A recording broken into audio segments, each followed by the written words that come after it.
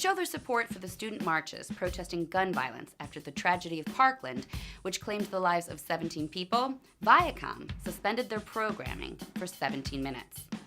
Viacom's networks include MTV, Comedy Central, BET, Nickelodeon, Paramount Network, TV Land, and some others. They program a lot to kids. So when the kids were out there marching, all those channels went dark for 17 minutes.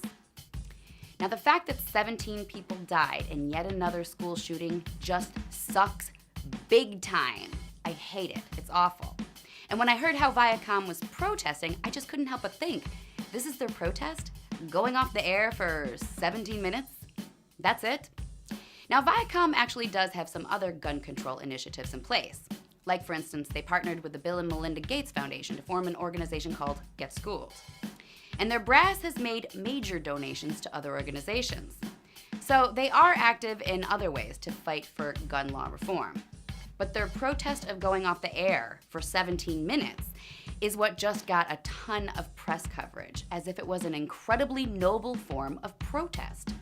Vanity Fair, Vox, Time, the Boston Herald, the New York Daily News, Axios, The Verge, Fox, the San Francisco Examiner, AOL, Yahoo, the Daily Beast, The Hill, all of these news outlets, they all ran stories about Viacom's protest.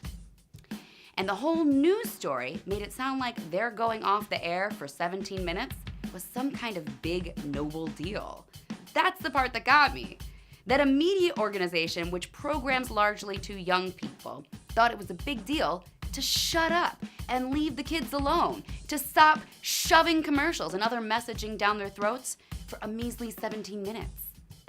The truth is, some Viacom channels have been broadcasting around the clock, 24 hours a day, 7 days a week since the early 1980s, with MTV kicking off ominously in 1984, the year of Big Brother.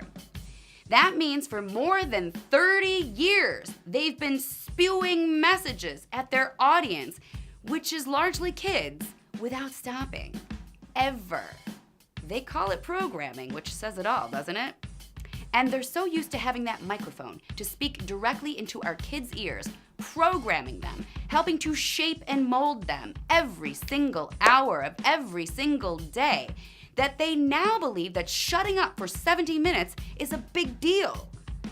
Which to me says a lot about our society, too, that sucks big time.